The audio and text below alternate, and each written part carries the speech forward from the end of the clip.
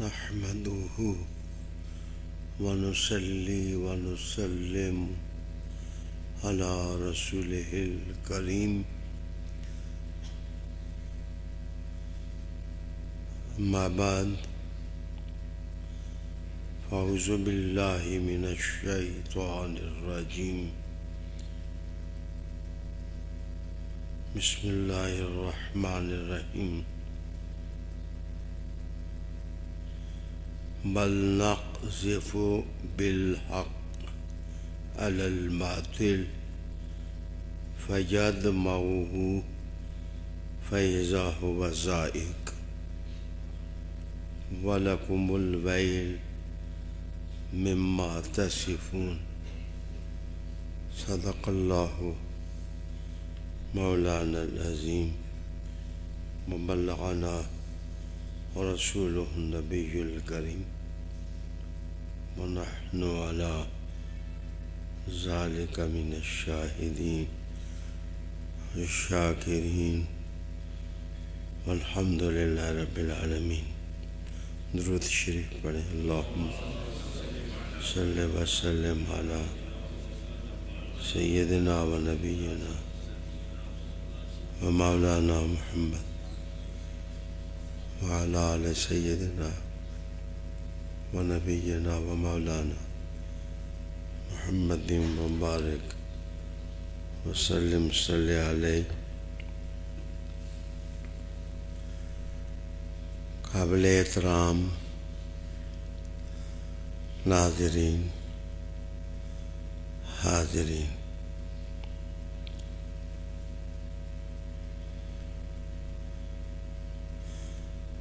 آپ کی معلومات میں ہے کہ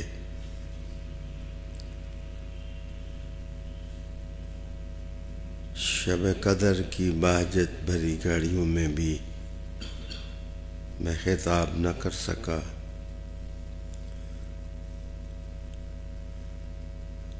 آج بھی انتہائی علالت اور بیماری محسوس کر رہا ہوں.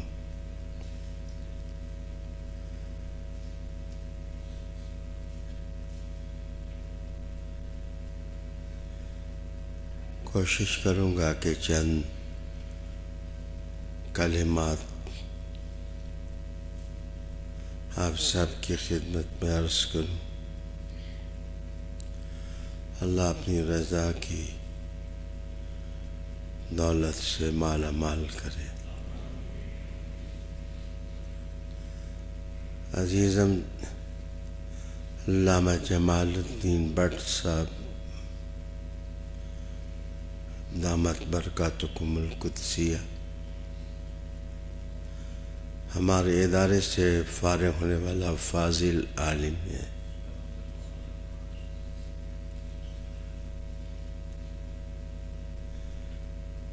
پہلی کھیپ کے علماء تو مصنفین کی صف میں ایک نام رکھتے ہیں. علامہ آصف نے اور جمال بٹ نے بڑے وسیع کام کیے ہیں. قاسم سے گزارش ہے کہ اس کی تصنیف کو 3 میم کی طرف سے شاندار طریقے سے چھاپنے کی کوشش کریں.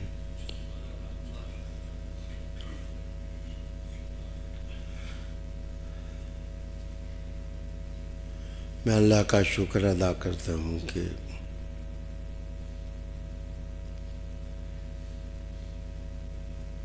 میں نے خود پر اٹھنے والے ہر اعتراض کا جواب عملی دیا ہے.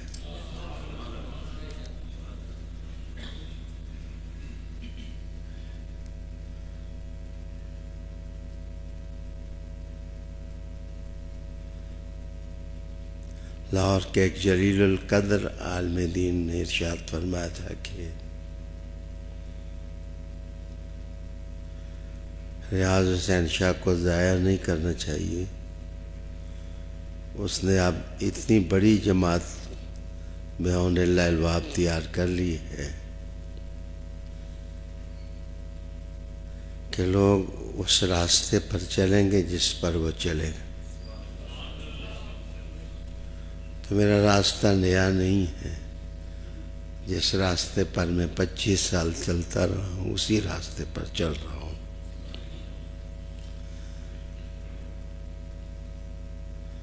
علماء اور محنت کریں،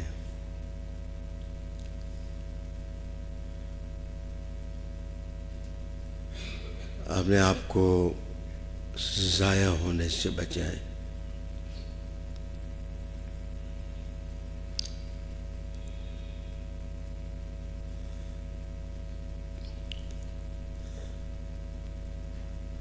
رسالت میں آپ صلی اللہ علیہ وآلہ وسلم کے بارے میں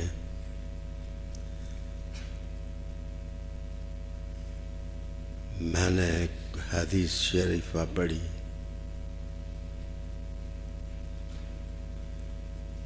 کہ اذا کان الرسول صلی اللہ علیہ وآلہ وسلم سامتا،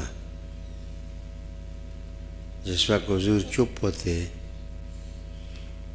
خاموش دیر دیر تک خاموش رہتے، وعلیہ الوقار، ان کے چہرے پر ایسا وقار ہوتا ہے، ایسی سنجیدگی ہوتی، ایسی متانت ہوتی کہ ایک شاعر نے کہا تھا کہ میں تیرے چپ ہونے کے سمندر میں اتروں یا تیرے بولنے کے آسماں پر چڑھوں۔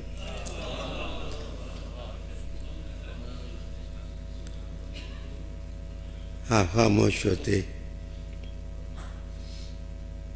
تو آپ کے چہرے پر ایک وقار ہوتا۔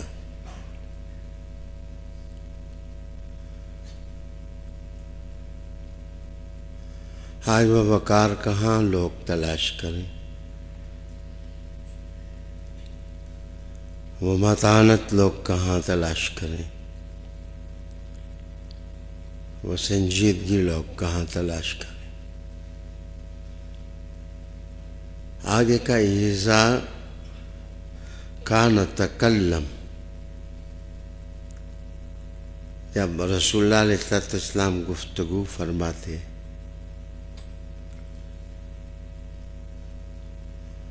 جس وقت حضور صلی اللہ علیہ وآلہ وسلم مشغول گفتگو ہوتے، سماہ و اعلاہ البہا، تو حضور صلی اللہ علیہ وآلہ وسلم نشان، سورج گزرے تو کسی کے چہرے پر پڑے تو سورج گزرتے گزرتے اپنی ٹکیا کی روشنی اس چہرے میں کھبو کر گزر جائے گا۔ یہ نشان دراصل روشن سما کہلاتا ہے، بسم اللہ بھی اسی سے ہے۔ کہتے ہیں حضور جب گفتگو کرتے تو ان کے چہرے پر عظمتوں کے اپنے ہی نشانات ہوتے، اور ایک بہا، قیمتی ہونا، ثمین ہونا، ایک ایک لفظ آپ کا قیمتی ہوتا، شرف اور عظمت کی خوشبو آپ کی باتوں سے محسوس کی جا سکتی۔ وحسن المنطق، ابو سعید خدری رضی اللہ تعالیٰ عنہ فرماتے ہیں کہ آپ کی منطق میں، آپ کے نطق میں حسن تھا۔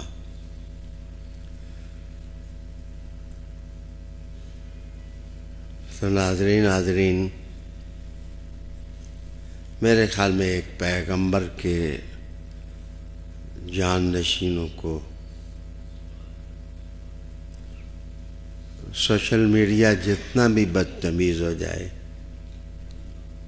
ان کو لوگوں کو وہ خزانہ دینے میں بخل نہیں برتنا چاہیے جو خزانہ حضور کے لبوں سے چشمہ بن کر پھوٹا ہے۔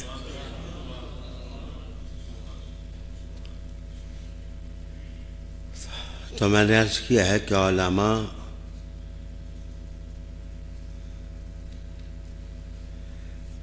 جب حضور نہ آئے تھے تو وہ ادب اور تھا، اس میں لفاظی تھی، اس میں کلمات کی کھنک تھی،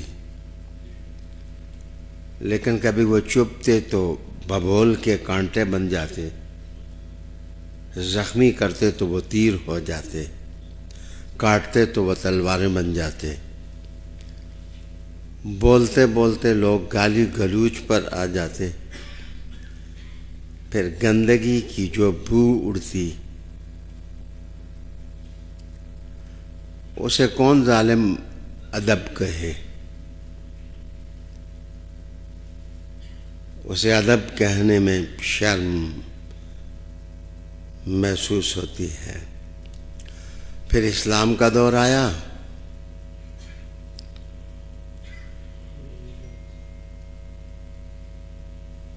پتہ نہیں لوگ کیوں بحث میں پڑ گئے،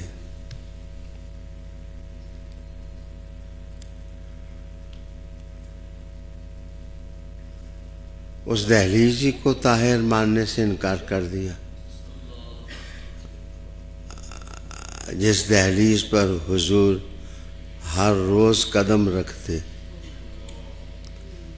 کیا یہ تضاد نہیں کہ کہیں قدم رکھیں تو آپ ریاض الجنہ کہیں،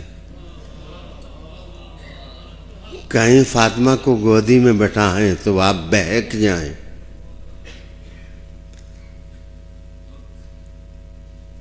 تم گونگے ہو جاؤ۔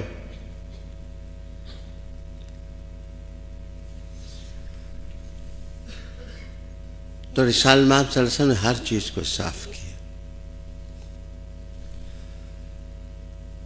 حضور نے ادب کو صاف کیا، سخن کو صاف کیا، لہجوں کو صاف کیا، ترکیبوں کو صاف کیا، شاعری کو صاف کیا، اس اسالیب کو صاف کیا، زندگی کو صاف کیا، باطن کو صاف کیا، قلوب کو صاف کیا، اذہان کو صاف کیا۔ تم جو ماننے والے ہو ایک کلمہ پڑھنے سے صاف ہوگے اور جنت میں داخل ہونے کے قابل ہوگے، کہ اپنی آل ہی رہ گئی تھی جنہیں صاف نہ کیا۔ انما یرید اللہ لیذہب عنکم الرجس اہل البیت وَيُطَهِّرَكُمْ تَطْهِيرًا۔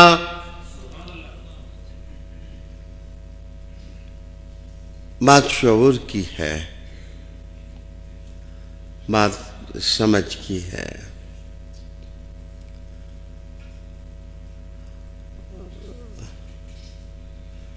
کل میں مفتی محمد لیاقت صاحب کو فون کیا، میں نے کہا مفتی لیاقت میں نہیں تقریر کر سکا، چل میں لکھاتا ہوں، آج تو میری تقریر کر۔ تو مسکرانے لگ کے یقین نہیں کی ہوگی انہوں نے، میرا وفادار شاگرد بھی ہے،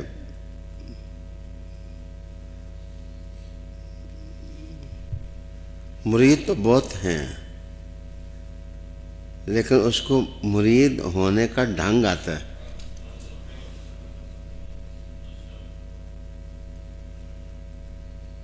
تو میں نے کہا رسالہ مآب صلی اللہ علیہ وسلم بعض اوقات باتیں سمجھانے کے لیے، اب وہ لکھتے تو نہیں تھے، لکھنا منع تھا۔ ایک دفعہ حضور نے ایک کلی ٹھونکی ادھر، ایک ادھر ٹھونکی اور ایک کلی ادھر ٹھونکی، کہا حضور نے یہ تم ہو؟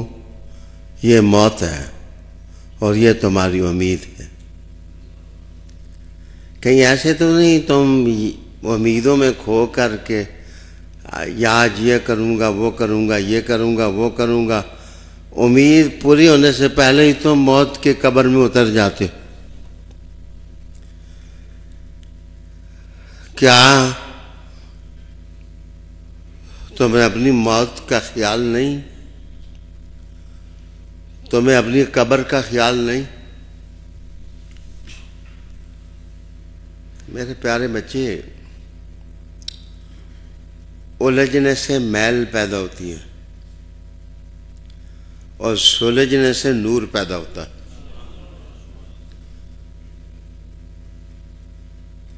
میں تو کم از کم آپ سے یہی امید رکھتا ہوں جو بٹ بھائی نے کیا ہے۔ حساب کتاب سارے ہو جائیں گے، اب کیوں ڈرتے ہیں؟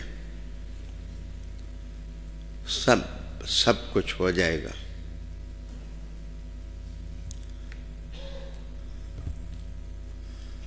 معاف کریے، میں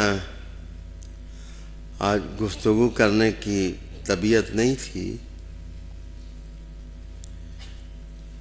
لیکن کر رہا ہوں۔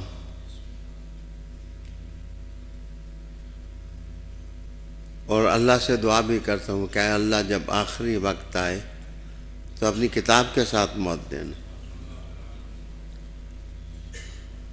خواہش ہے، آرزو ہے، آرزویں ساری اللہ پوری نہیں کرتا، لیکن ساری آرزوؤں کو وہ چھوڑتا بھی نہیں ہے۔ وہ کریم ہے، وہ کریم ہے۔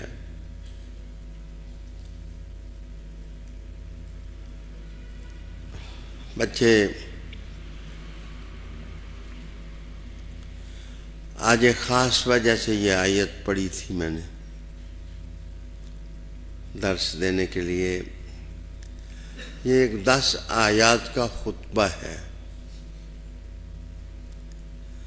یہ شروع ہوتا ہے وَكَمْ قَسَمْنَا مِنْ قَرْيَةٍ كَانَتْ ظَالِمَةً وَأَنشَأْنَا بَعْدَهَا قَوْمًا آخَرِينَ۔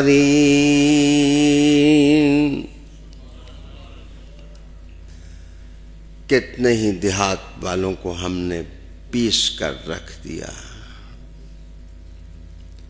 ان کی جگہ نئی قومیں ہم نے کھڑی کر دی۔ یہاں سے یہ بات شروع ہوتی ہے۔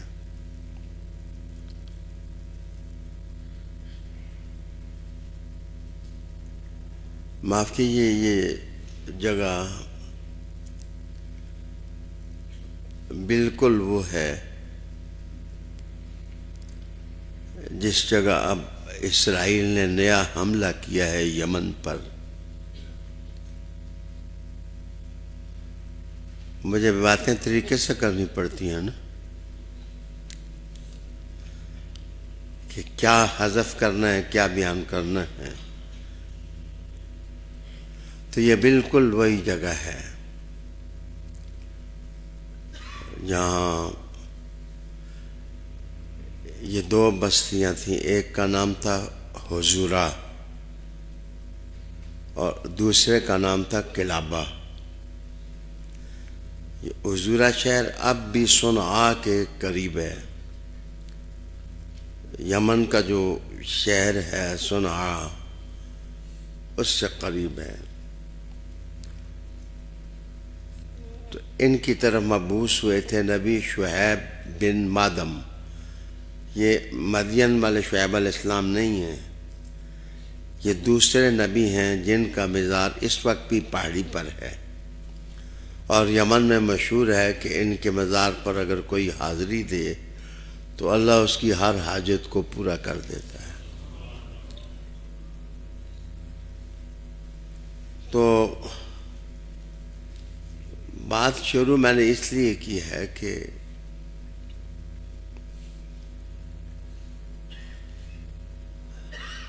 اس وقت اسرائیل پر بخت نصر جو ہے یہ قابض تھا. ان لوگوں نے اپنے نبی اور رسول کے ساتھ زیادتیاں کی، گستاخی کی.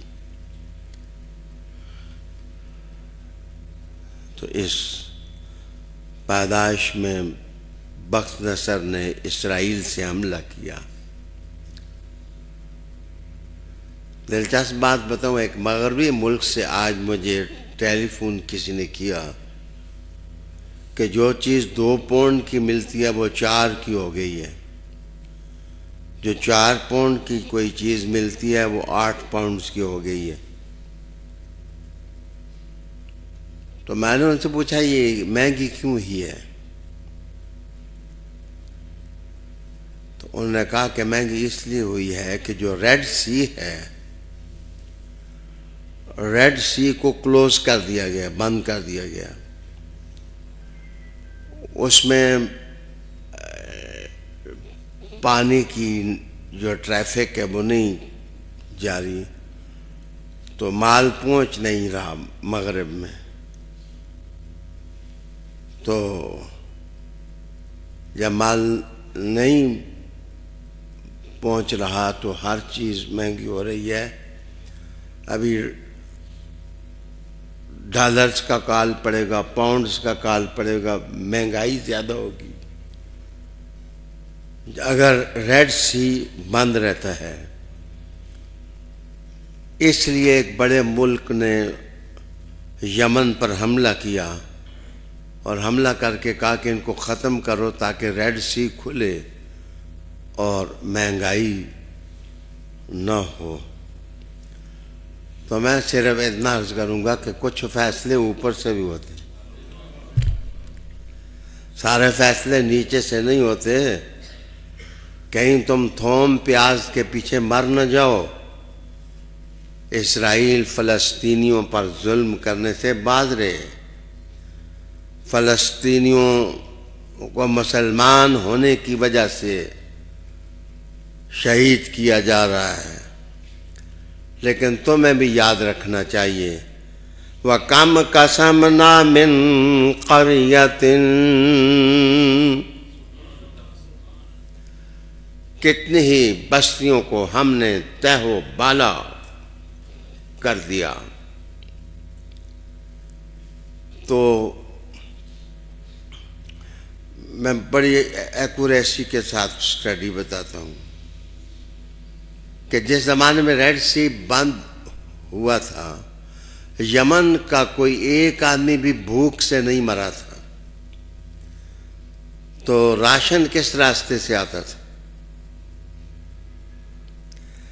اس کا مطلب ہے کہ اس زمین پر کافی سمندر ہیں اور ان میں کافی راستے ہیں. کسی بھوکی قوم کو اپنے گلے نہ ڈالو، کہیں ایسا نہ ہو کہ دنیا ساری تباہ ہو جائے. قرآن تو قریشیوں کو مخاطب کرتا ہے کہ تم مصطفیٰ کا قرآن اپنے دل میں ڈال لو، اللہ ترقی کے دروازے تمہارے لیے کھول دے گا. اللہ تعالیٰ کتاب مجید کے دروازے تمہارے لیے کھول دے گا. جان بوجھ کر میں نے بعض اصطلاحیں نہیں استعمال کی اور مجھے کرنی بھی نہیں چاہیے، لیکن آگے بڑھیے. بل نقذف بالحق،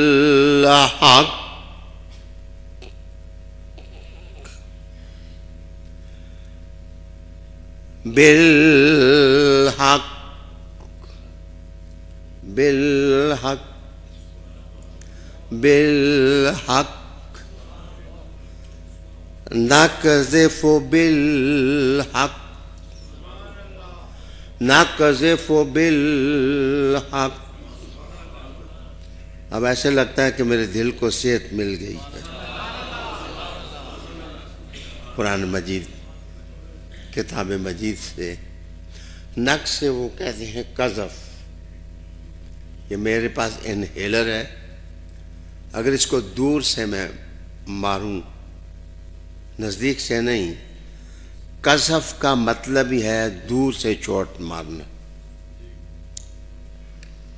اور جب دور سے چوٹ ماری جائے اس میں سرعت بھی ہو، تیزی ہو. ایک چوٹ دور سے ہو، ایک اس میں تیزی ہو، ایک اس میں نشانہ سیدھا ہو، ایک اس میں قوت اور طاقت ہو، اور ایک جو مارنے والا ہے مسلسل مارے. 5 چیزیں اگر اس کے اندر ہوں تو وہ قذف ہے. بل نقذف بالحق بالحق. اگر نقشہ دیکھنا ہو تو الم تر کیف فعل ربک باصحاب الفیل. کیا ہوا؟ آسمان سے کنکر ابابیل پرندوں نے پھینکا. جتنا فاصلہ دور ہوگا اتنی چوٹ زیادہ ہوگی، کچومر نکل جائے گا. اور جس وقت چڑیا دور سے پھینکے تو کچومر ابرا کا نکل جائے، تو جس وقت مارنے والا اللہ ہو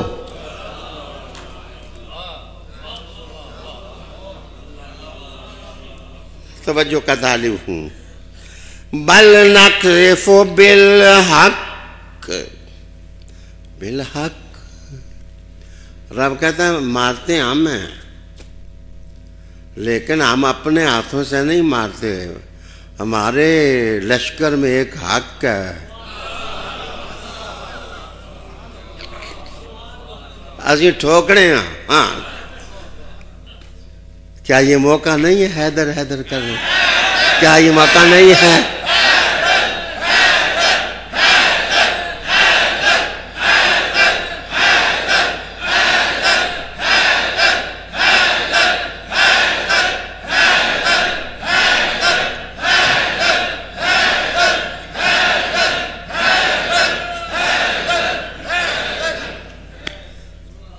وہ شخص جس کا نام ذوالخویسرہ تھا، حضور نے کہا کالا کلوٹا بندہ، ایک کالا شاہ بندہ، کالا کلوٹا بندہ، کالا شاہ بندہ.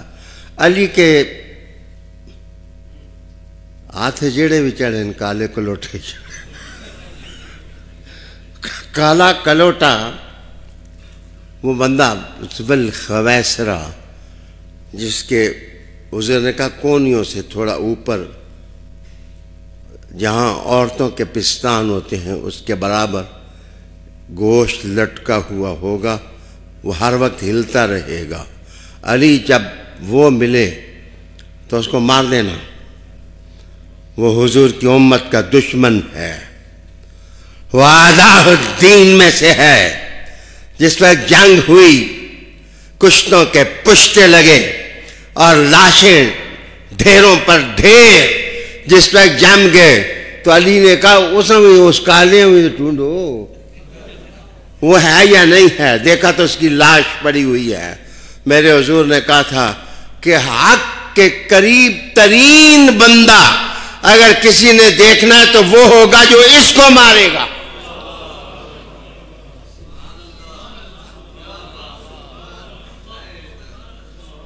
مرضی ہوں حق منو یا نہ منو.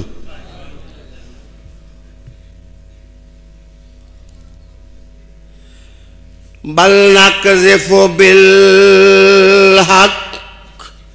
علی الباطل.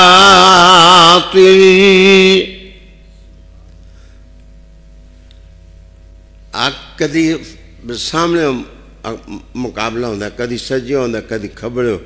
رب نے کہا علی الباطل، یہ جڑے حق چڑھ نہ ہوتے تو چڑھ گئے نا جناب، اس باطل نو تباہ کرے گا. اس طرح نہیں ہے. ہائے مرضی تاری پائیو ساڑی تے آخرت علی نال باہر ساڑیاں مرضیاں. تسی اپنے شوق تے سودے اپنے بازاروں میں چو خریدو.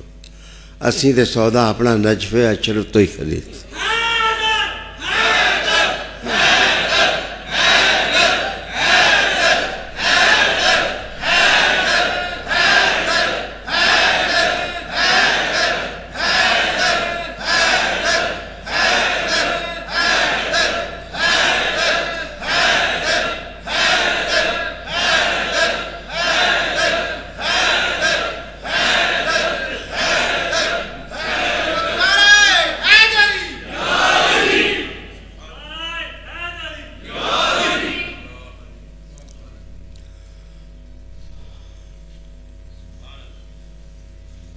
میری آواز ڈسٹرب ٹھیک؟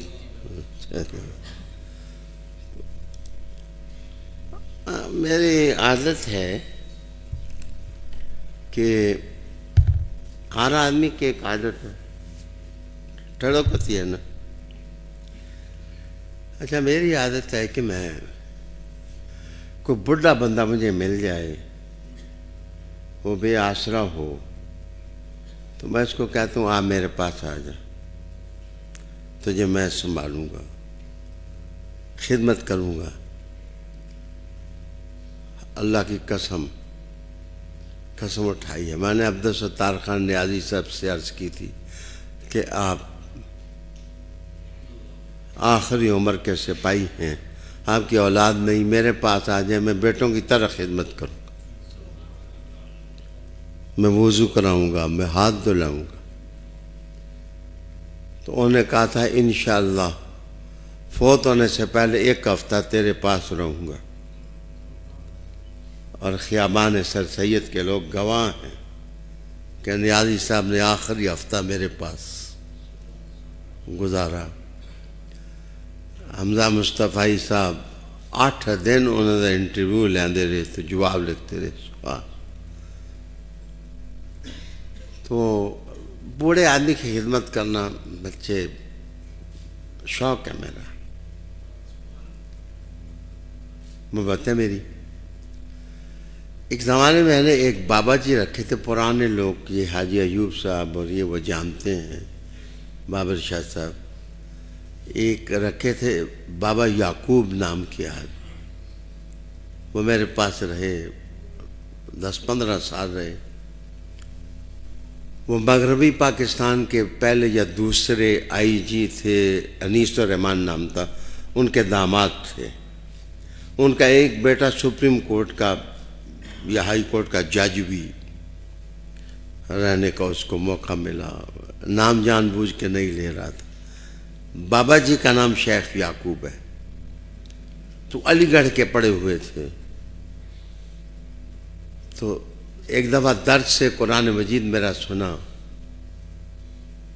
تو وہ کہنے لگے میں اولاد کے پاس تو رہتا نہیں ہوں، آپ سید ہیں خاندان کے، کیا مجھے رکھ سکتے ہیں پاس اپنے؟ میں کہا جی آئے انہوں خوشی نال اب آ جائیں. تو وہ جب میرے پاس بیٹھتے تو میں نے ان سے پوچھا کہ کوئی علی گڑھ کی یاد مجھے سنائے جب آپ علی گڑھ پڑھتے تھے. تو انہوں نے گریجویشن علی گڑھ سے کی تھی. کہنے لگے علی گڑھ کا میرا سرمایہ ہے سید سلیمان اشرف علیہ رحمہ، میرے استاد ہیں. یہ فقیہ دوران امام احمد رضا فاضل بریلوی رحمۃ اللہ علیہ کے خلیفہ تھے اور سادات میں سے تھے. تو کہتے ہیں آپ جب علی گڑھ میں کلاس میں پڑھاتے تو پڑھانے کے بعد دھوپ میں بیٹھتے، تو اس وقت جب کوئی اچھا شاگرد لگتا تو اسے کہتے ادھر آ، مجھ سے سوال جواب کر. تو کہتے ہیں کہ مجھے شرف حاصل ہے کہ میں سید سلمان اشرف صاحب کی ٹانگیں بھی دباتا رہا ہوں، سر میں تیل بھی دیتا رہا ہوں، میں ان کی خدمت کرتا رہا ہوں. کہتے ہیں میں نے ان سے پوچھا کہ کوئی بات سنائیں.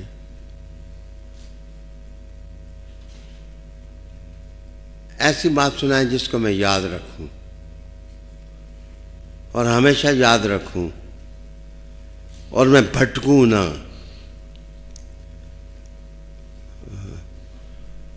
تو آپ نے کہا کہ تم کہاں کے رہنے والے ہو؟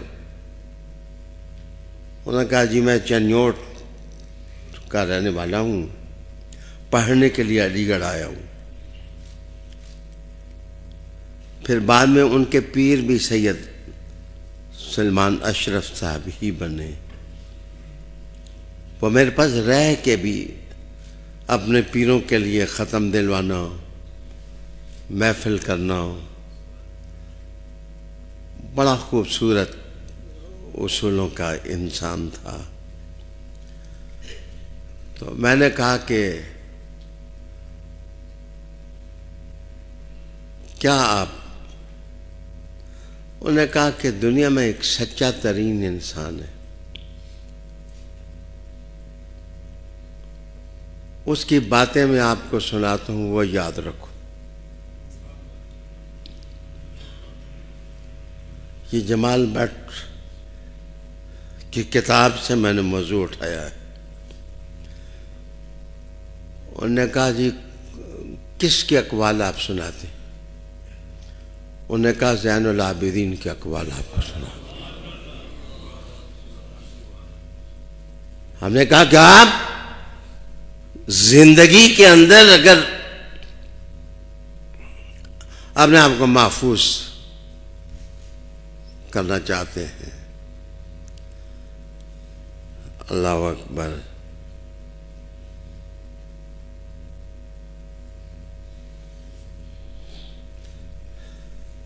سید سلمان اشرف،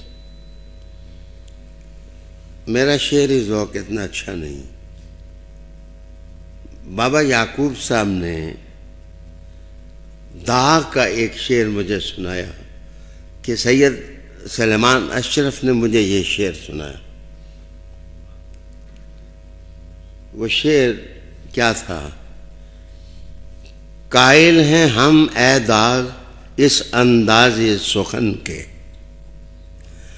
قائل ہیں ہم اے داغ اس انداز سخن کے، ہر شعر میں ہو حافظ و شیراز کا انداز، ہر شعر میں ہو حافظ و شیراز کا انداز. آپ کو میں عوامی طریقے سے سمجھاؤں گا تو آپ کو سمجھ آ جائے گی. اس رنگ ڈھنگ کا شعر کسی اور نے کہا ہی نہیں ہے. بلغ العلا بکمالہ کشف الدجی بجمالہ حسنت جمیع خصالہ وصلوا علیہ وآلہ. اور اگر یہ نہ یاد رہے، معنی نہ یاد رہے، تو پھر یہ تو آپ سب کو یاد ہے.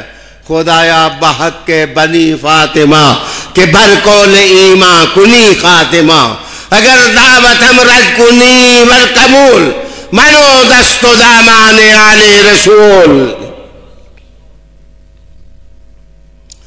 اعلیٰ حضرت کے خلفاء تو اس رنگ ڈنگ کے تھے.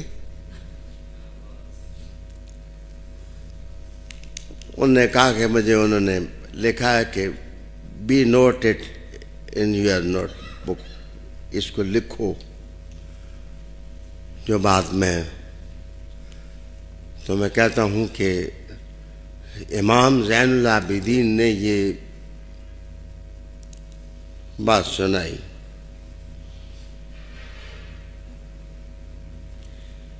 کہتے ہیں کہ peoples are slaves to this world, and as long as they live favorable and comfortable lives, they are loyal to religion, to religious principles. مولا علی کا کہتے ہیں کہ یہ اشارہ ہے جس کی تشریح زین العابدین فرماتے ہیں کہ ہم نے اپنے بابا سے یہ بات سیکھی ہے کہ پیسہ جب آ جائے نا، دولت جب آ جائے تو ہر آدمی مذہبی بننے کی کوشش کرتا ہے. وہ کہتے ہیں اتنے بکرے دے دو خدا دے نہ دے، اتنے بکرے دے دو خدا دے نہ دے. حضرت علی کہتے ہیں کہ دولت میں لوگوں کا دین نہ دیکھو، دیکھو کہ غربت میں ان کا تعلق خدا کے ساتھ کیسا ہے.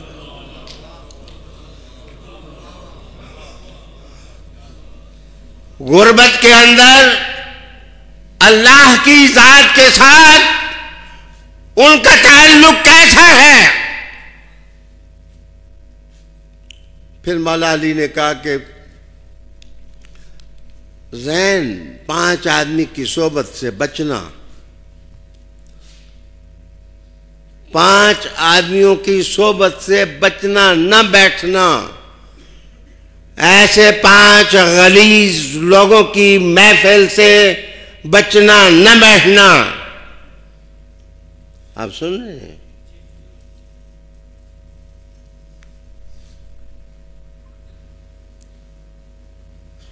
فرمایا لائر، جھوٹا بندہ، جھوٹا جھوٹا، کوڑا کوڑا کوڑا، جو گرگٹ کی طرح رنگ بدلے، جو ٹاکس بدلے، سپیچز بدلے، کلپس بدلے، کوڑا بندہ، اس کی صحبت سے بچو۔ میرے پاس ایک پیر صاحب آئے، وہ کہنے لگے میں فقیر ہوں، آپ کس کے ساتھ ہیں؟ میں نے کہا میں کوڑوں کے ساتھ نہیں ہوں، میں سچے کے ساتھ ہوں۔ جس آدمی کے اندر سچ ہے، صدق ہے، ڈنکے کی چوٹ، اس کے ساتھ اعلانیہ اس کے ساتھ ہوں۔ اگر میں اعلانیہ حق سچ والے کے ساتھ نہ ہوں تو میری نسب میں شک ہے، اور انشاءاللہ میرا شجرہ تو بٹ بھی سنا سکتا ہے کہ کیسے چلا اور کہاں پہنچا۔ ہم اپنے آباء و اجداد کے چشمہ کو میلا نہیں کر سکتے، اس کو گدلا نہیں کر سکتے۔ حق اگر قرآن میں ہے تو حسین کا بیٹا وہ ہے جو نیزے پہ چڑھ کر قرآن بیان کرے۔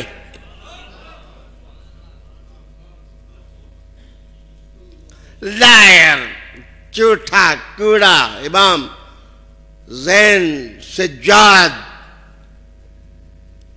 ارشاد فرماتے ہیں کوڑوں کے ساتھ because they are like marriage with their words, they show things different from what they real are۔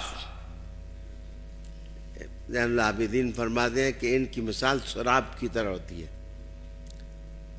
یہ میرج نہیں ہے، مائریج، اس کا مطلب ہوتا ہے شراب۔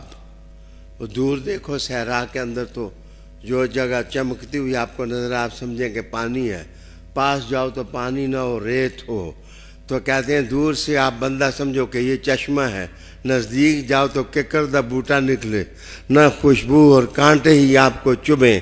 جناب امام زین العابدین کہتے ہیں ایسے بندے کی محفل کے ساتھ نہ بیٹھو۔ یہ تعلیم ہمیں دی ہے، علی نے دی ہے، علی نے دی ہے، علی نے دی ہے، علی نے دی ہے۔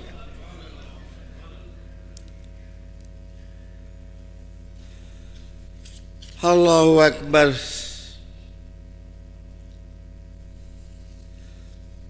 کہتے ہیں کہ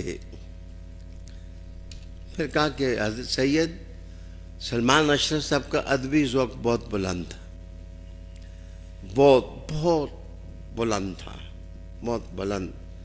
ویسے بھی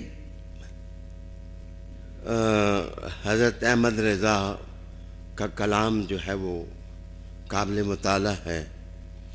ان کی نعتیں ہر آدمی کے بس کا روگ بھی نہیں کہ وہ سمجھ سکیں، لیکن یہ تو سمجھ آتی ہے سب سے اعلیٰ و اولیٰ ہمارا نبی، تو کھپ جاتا ہے انداز دلوں کے اندر۔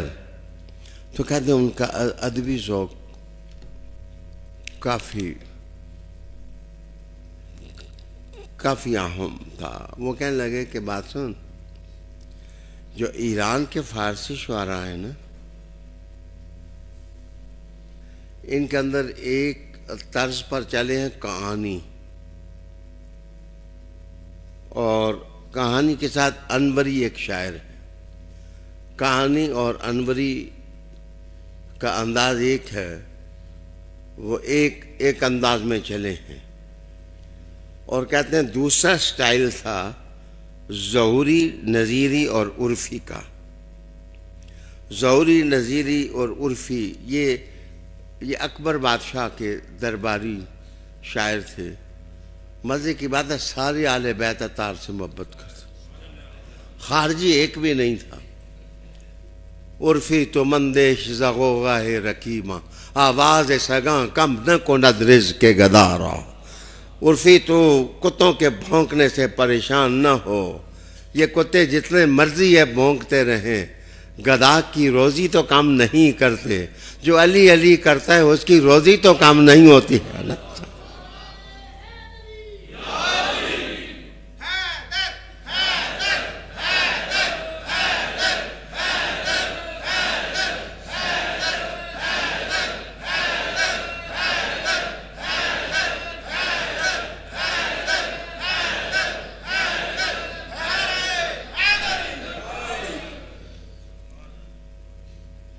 اور یہ تیسرا دور تھا کہ صائب جس میں آیا، یہ مثالیں دے کے شاعری کرنا صائب پر ختم، وہ مثالیں دے کر شاعری کرتا تھا۔ یہ تیسرا دور تھا، یہ بے دل سے شروع ہوتا ہے اور بے دل سے شروع ہو کر صاحبائی پر جا کر کے یہ ختم ہوتا ہے۔ کہتے ہیں یہ لیکچر سید سلمان اشرف صاحب مجھے دیا کہ کہنے لگا لیکن درد اس وقت پیدا ہوتا ہے، سید صاحب کہنے لگے کبھی کلام میں درد پیدا نہیں ہوتا، عام لفظوں پر لڑفے، منکے تے منکا ٹھیں منکا آپ کرتے رہیں، کوئی آدمی ہلے گا بھی نہیں۔ جس وقت نام حیدر نام حسین آئے گا تو دل پھڑکنے لگ جائیں گے۔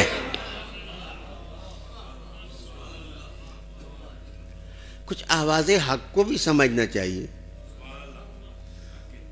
آواز حق کو سمجھنا چاہیے کہ اللہ کی طرف سے جو کرنٹ آتا ہے، سچائی کا کرنٹ، وہ کس کے نام کے ساتھ آتا ہے؟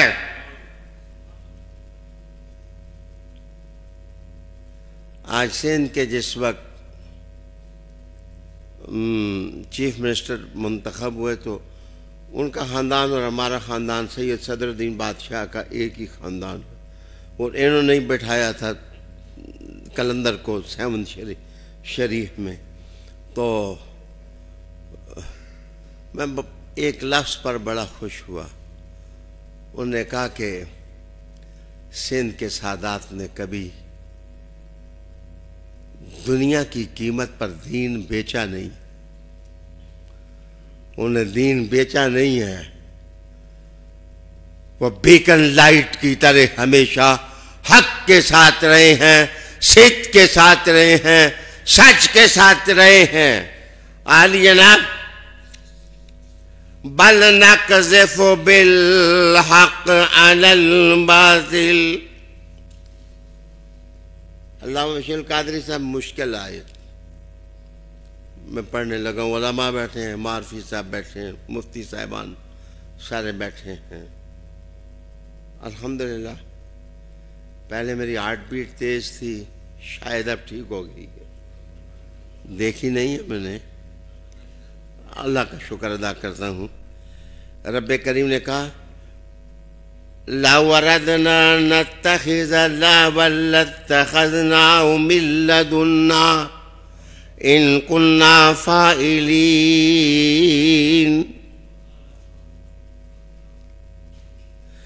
إِن كُنَّا فَاعِلِينَ۔ علماء اکرام اس آیت کو پڑھیں، جا کے پڑھیں، پھر اس کو سمجھیں، اس میں کیا کہا ہے رب نے۔ میں نے ترجمہ اس کے کیا، اگر ہم نے ارادہ کیا ہوتا کہ کھیل تماشا بنائیں تو ہم نے اسے ضرور اپنی طرف سے کھیل بنا دیا ہوتا، اگر ہم نے ایسا کرنا ہی ہوتا۔ اس لیے زمین آسمان کو کھیل تماشا نہیں بنایا، اس کے پیچھے کوئی مقصد ہے۔ اب سوال پیدا ہوا لا و لہب کیا ہوتا ہے؟ قرآن مجید نے کہا کہ لہب اور لہب، علماء یقیناً آپ علماء ہیں، مجھ سے زیادہ پڑھے ہوئے ہیں، آپ نے سوچا ہوگا کہ لہب اور لہب کیا ہوتا ہے۔ کہتے ہیں کہ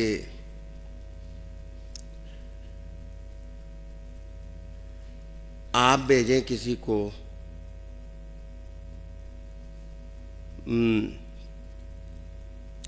مجھے حدیث شریف یہاں پڑھنی چاہیے یا نہیں ہے، تو حدیث میرے ذہن میں آ گئی، میں اس کا حوالہ بھی دے رہا ہوں۔ حضور نے ایک صحابی کو بھیجا، جا فلاں چیز لے کے آ جا۔ وہ گئے تو دیکھا تو گلی میں تماشا لگا ہوا تھا، وہ اس کو دیکھنے لگ گئے، تو حضور پیچھے سے گئے، تو دیکھنے کے بعد حضور نے آنکھوں پر ہاتھ رکھ لیا، تمہیں بھیجا کدھر تھا اور تم پائے کدھر گئے ہو؟ تو اب آپ کے ذہن میں شمائل کی حدیث آ گئی۔ تو یاد رکھنا، جس وقت بندے کو اور مقصد کی خاطر بھیجو اور وہ کسی اور کام میں لگ جائے، اس کا بدن، آنکھیں دیکھنے لگ جائے، مداری ہے اس کو دیکھنے لگ جائے، کرکٹ ہے آج کل اس کا بڑا شور ہے اس کو دیکھنے لگ جائے، میں اس کو بھیجوں گا جا یار ذرا 15 شعبان ہے نماز پڑھا کے آپ، پتہ چلے وہ بندہ تو کرکٹ کا میچ دیکھ رہا جناب۔ جس وقت جسم مشغول ہو جائے مقصد کے خلاف کسی اور سرگرمی میں تو اس کو کہتے ہیں لہب، اور جس وقت دماغ مشغول ہو جائے کسی اور سرگرمی میں مقصد کے خلاف تو یاد رکھو اس کو لہب کہتے ہیں۔ رب کریم نے کہا میں نے زمین، آسمان، چشمے، آبشاریں اور یہ ستارے اور آفتاب اور شمس و قمر اور عرش سے لے کر فرش تک یہ لاب و لاب نہیں بنایا ہے، اس لیے بنایا ہے کہ تم میرے محمد کی غلامی کا گلادہ گلے میں ڈال لو۔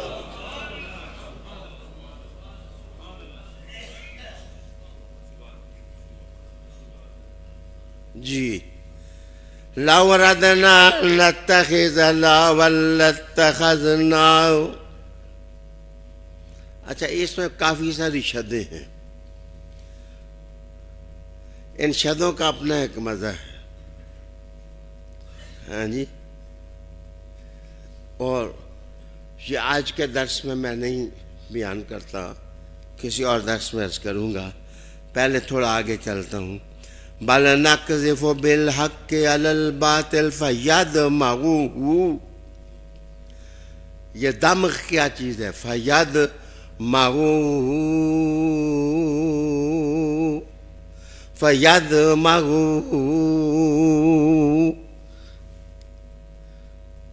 ہائے ہائے ہائے ہائے۔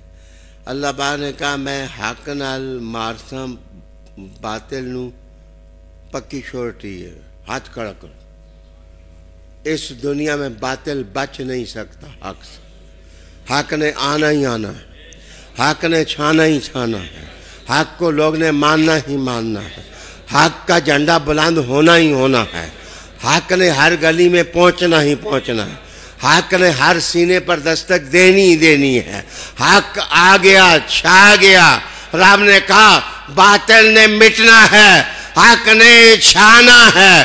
وہ حیدر حیدر کرنے والوں تمہیں کیا کام ہے؟ دین تو ان کا مٹے گا جو حیدر کو نہیں مانتے، جو مانتے ہیں ان کا دین تو گلی گلی چھانے والا ہے۔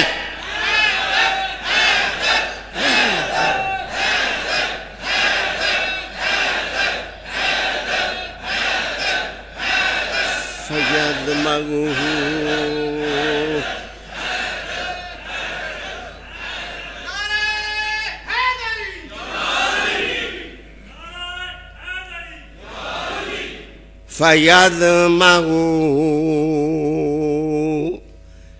دماغ بھی اس سے ہے، یدمغ بھی اسی سے ہے، دمغون بھی اسی سے ہے، دمغا یدمغ بھی اسی سے ہے۔ دمغون اس کا معنی کیا ہے؟ اتنی پاری چیز کوئی ہوئے نا، اتنی وزنی چیز ہوئے جیڑی چاہ کے کسی دے سر تے مارو نہ وہ دا بجا ہی نکل، یعنی عقلی قوتیں ان کی ختم ہو جائیں۔ بجا نکلنے کا مطلب ہے عقل نہ رہے۔ پہلے کہا کہ نقذف ماراں گے وٹا تے بدن دا کچومر کرساں پھر کیا ایک اور ٹھوکساں تے انہاں دا عقلی شعور بھی سارا ختم ہو جاتی نہ انہاں کول عقل نہ انہاں کول بدن ہر طرف پھر حیدر حیدر حیدر حیدر ہی ہو جائے گا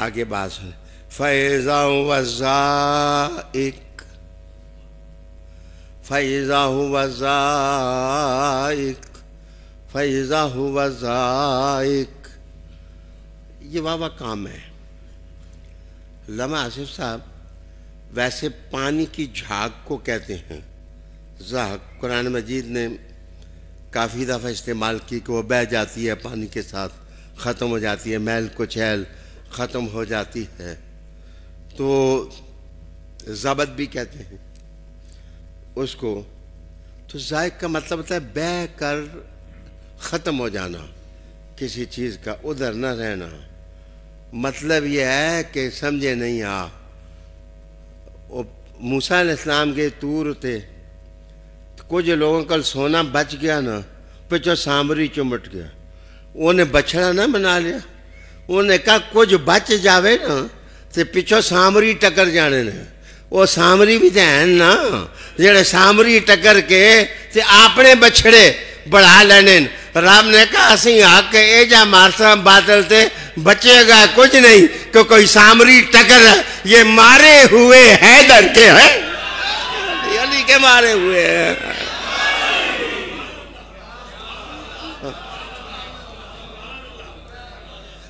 فَيَدْمَغُهُ فَإِذَا هُوَ زَاهِقٌ ضاحک بس میرے وہ 4 نقطے ہی رہ گئے ایک لائر وہ بولنا جان آخری گل کر second the greedy you cannot rely on their friendship for a small piece of food or even less than that they will sell you وہ لالچی بندے پر کس طرح بھروسہ کرے گا وہ تانوں نال لے جا کے تو چھوٹے جے روٹی دے ٹکڑے تے تانوں بیچ دے سی وہ روٹی کھاسی تو سودا ہو گیا جناب فلانے مولانا بک کے فلانے مفتی صاحب بک کے فلاں جناب رئیس المناطقہ بک کے فلانے جناب رئیس المعقولات بک کے وہ ایک روٹی دے ٹکڑے تے بک گئے انہوں نے کہا کہ گریڈی پرسن کی صحبت کبھی نہ پکڑیں وہ آپ کو روٹی کے ٹکڑوں پر بیچ دے گا ہمیشہ خاندانی بندے کی صحبت کے ساتھ رہیں وہ آپ کو بیچے گا نہیں وہ آپ کو بلندیوں تک لائے گا خاندانی کون ہے یا حسن ہے یا حسین ہے یا زہرا پاک کی اولاد ہے مطلب ہے ویچن گے نہیں اے ویچن گے نہیں مولوی صاحب ویچ سونے ہاں مولوی صاحب ویچن اگون وکنے دا موسم بھی آ گیا ہاں جی وکنے دا موسم آ گیا مولوی صاحب ویچ دے سنے وکے ہونا بچے گریڈی پرسن کی صحبت غلط لوگوں کی صحبت ہے تیسری چیز ہے کنجوس آدمی کنجوس آدمی کی صحبت کبھی اختیار نہ کریں اتھو جاوے تو انہوں کراچی نال لے کے تجھے کہو میں پوکھ لگی ہو کہوے چکری تو کھلاساں اتھے جا کے کہوے تو انہوں کلر کار تو کھلاساں اتھے جا کے کہوے تو انہوں لاہور کھلاساں اتھو اگے جا کے ملتان کھلاساں اتھو جا کے کہوے وہ اگلے بندے دا پنجر نکل جائے تو وہ کدھر کھلائے گا انہوں نے کہا کہ صحبت اس کی رکھو جس کے ہاتھ میں جودت ہو سخاوت ہو سخی بندے کے ساتھ اللہ اکبر یار میں مولانا روم رحمۃ اللہ علیہ نے یہاں پر ایک طویل نظم لکھی ہے. مولانا روم کا یہ حصہ ہے. ان آیات کی تشریح کرنا یہ انہی کا حصہ ہے. وہ لکھتے ہیں کہ اس آدمی کی صحبت میں بیٹھو جو اللہ کے بندوں پر سخی ہو, اللہ کے بندوں کو بھوک سے نہ مارے. میرے دادا جی صاحب رحمۃ اللہ علیہ جب سفر پر نکلتے رسالت مآب صلی اللہ علیہ وسلم, تو پہلے لوگ کہتے سب کو پہلے کھانا کھلاؤ, کھانا کھا کے سفر پر نکلیں گے تاکہ راستے میں کسی کو بھوک نہ ستائے, کوئی آدمی راستے میں تمہارے مشن کے پرچم پر گرفت کو ڈھیلی نہ کر دے. اللہ اکبر. چوتھی چیز ہے دا فول. بے وقوف آدمی کی صحبت میں نہ بیٹھو, بے وقوف آدمی کی صحبت میں مت بیٹھیں. Even when they try to do you good they will and you in difficulties.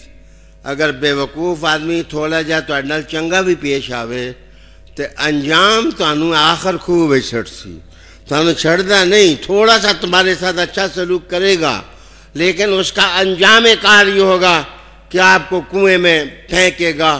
بے وقوف آدمی کی صحبت سے بچو. پانچویں چیز ہے those who have cut relationship with their relatives. جڑے بندے اپنے رشتہ داراں دے نہ ہون, جڑے بندے اپنے رشتہ داراں دے نہ ہون, وہ تہاڑا کی خیال کر سن. مصطفیٰ نے چن کے علی کو کہا تھا ہے بھائی ہے, مطلب ہے چھوڑے گا نہیں. کتنے کربلا مچیں, کتنے جنگیں ہوں, حنین آئے, خیبر آئے اور احزاب آئے اور بدر آئے, اور مخالفین کے کون ہیں؟ محمد کے خاندان میں جو میدان میں نکلے, علی کھڑا ہو کے کہ میں ہوں.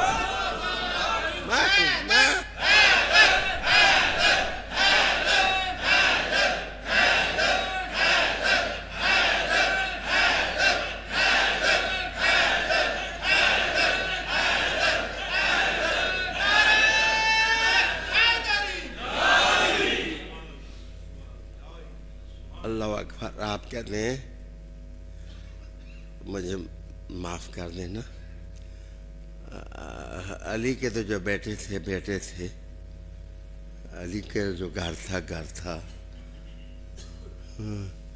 محمد بن ابی بکر صدیق کا بیٹا تھا. یہ اسماء بنت امیس کے پیٹ سے تھا, اور کلثوم بنت ابی بکر بھی ان کے پیٹ سے تھیں, اور یہ دو حضرت علی کے گھر آئے. اسماء بنت امیس نے شادی کر لی حضرت علی سے. ابو بکر سے پوچھا کہ بچوں کے لیے سب سے بڑا مربی کون ہو سکتا ہے؟ کہا علی سے بڑا کوئی مربی نہیں ہو سکتا. جس کو ابو بکر بڑا مربی کہیں, تمہیں کیا تکلیف ہے کہ تم انہیں مربی نہ کہو؟ اللہ اکبر. جو 7 فقہاء ہیں مدینہ کے, ان میں سے قاسم بن محمد بن ابی بکر صدیق یہ 7ویں فقیہ ہیں. یہ محمد بن ابی بکر کے بیٹے ہیں. ابو بکر صدیق کا نام لینے والوں کبھی محمد بن ابی بکر کو بھی یاد کیا ہے یا نہیں کیا ہے؟ نہیں کیا. تو کیوں نہیں کیا؟ اس لیے نہیں کیا کہ اس کو پالا علی نے ہے, اس کو پالا علی نے ہے. جس وقت مخالفین نے ان کو شہید کرنا چاہا, کہا تمہاری کھال ہم اتار دیں گے. انہوں نے کہا 10 دفعہ کھال اتارو, میں علی کا جھنڈا نہیں چھوڑ سکتا. ابو بکر کا بیٹا تھا, تمہارے مطلب کی جگہ آئے تو ابو بکر صدیق کو بھی نہیں مانتے, جو پہلی کمانڈ ہے, کنٹرول ہے رسول اللہ علیہ السلام کی ذات کے بعد.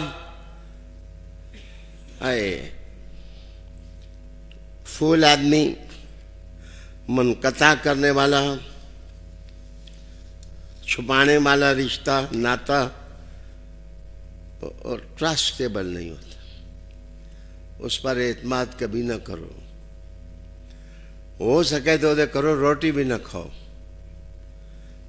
ہو سکتا ہے کہ اگلے دیہڑے تھوڑے کو روٹی دے پیسے مانگ لیں. ہاں جی ہو سکتا ہے نا.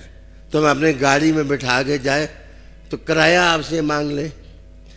بچے ذلیل آدمی دی دوستی اچھی نہیں، تو عزت والے بندے نو چھوڑنا اچھا نہیں. اب ہاتھ کھڑا کریں کہ عزت والا گھرانہ کس کا ہے؟ علی کا ہے، علی کا ہے، علی کا ہے، علی کا ہے، علی کا ہے، علی کا ہے.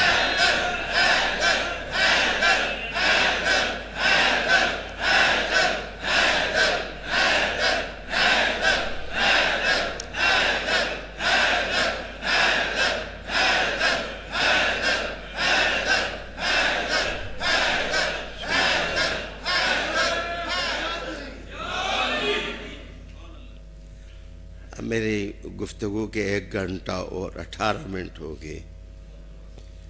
میں کافی دیر سے اب آخری بات کروں. قرآن مجید آخر میں کہتا ہے وَلَكُمُ الْوَيْلُ مِمَّا تَصِفُونَ.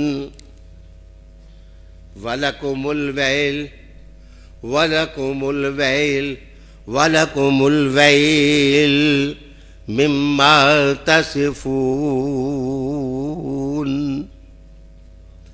ہوئے جو کچھ تسی بیان کر دے صبح شامی، فلانا یہ ہے، فلانا یہ ہے، فلانا یہ ہے. حضور دے زمانے میں بھی اسی طرح اے شاعر نے، اے مجنون نے، یہ ہے، یہ وہ ہے. رب نے کہا وَإِنَّكَ لَعَلَىٰ خُلُقٍ عَظِيمٍ. اے محبوب میں تیری تعریف کرتا ہوں. یہ ویل دا معنی کیا ہونا ہے؟ ایک لطیفہ سناؤں تمہیں. ویل کا معنی تباہی. وَيْلٌ لِّلْمُطَفِّفِينَ. ویل تباہی، بربادی، اس کا معنی ہوتا ہے. تو جس زمانے میں ہندکو میں ترجمہ کر رہا تھا، ہندکو زبان میں، تو میں نے کہا یار یہ ویل دا معنی میں کیا کروں. ہندکو میں ترجمہ کر رہا تھا، الحمدللہ کر لیا، شکر الحمدللہ کر لیا. اللہ نے توفیق دی تو ہو گیا. اچھا کہنے نے کہ زبان دے معاملے پھنس جاؤ نا تو جڑیاں کسی گران دیاں پکیاں بڑھیاں ہونی ہیں نا انہوں کو لو پوچھو. یہ بڑھیاں زنانیاں میں جتنی زبان آنی ہے اتنی مردوں کو زبان نہیں آتی. مردوں کی زبان میں تو ملاوٹ ہوتی ہے. رضوان صاحب پرنسپل لگے ہوئے ہیں، یہ آدھی اردو بولیں گے، آدھی اپنے پرنسپل ہونے کے بیچ میں اصطلاحیں ٹھوکیں گے. لیکن گھر کی جو بڑھی ہے نا جو 100 سال دی ہے وہ کہ باہر نکلے نہیں. وہ سا پوچھو کرما والی ہے ایسا پنجابی وچ کی کہنے بولے شاہی پنجابی وہ بولے. جتنی اچھی سونی پنجابی اس کو آئے گی، کسی اور کو نہیں آئے گی. میں نے گاؤں گیا، سفر کیا. میں نے کہا ویل دا معنی پوچھنا.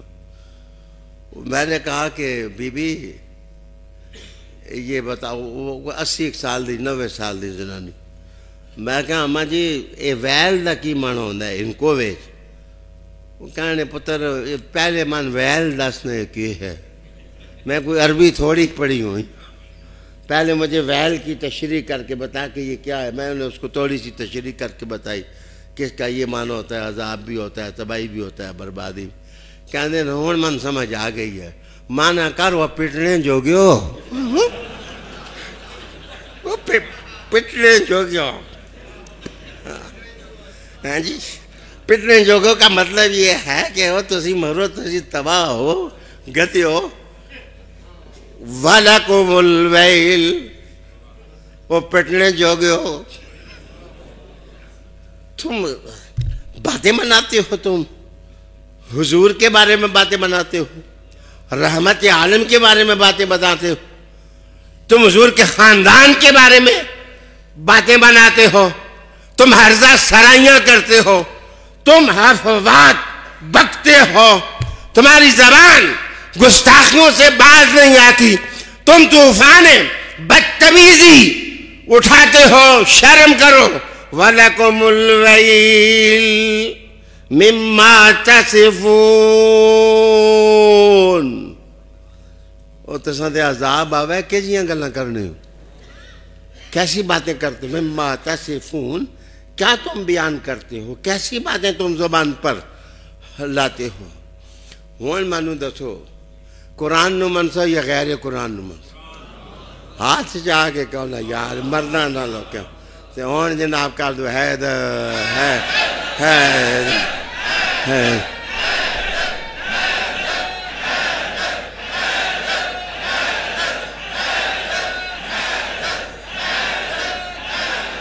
اللہم ربنا آتنا فی الدنیا حسنہ وفی الآخرة حسنہ وقنا عذاب النار وادخلنا الجنة مع الابرار یا عزیز یا غفار یا رب العالمین یا ذا الجلال والاکرام برحمتک یا ارحم الراحمین.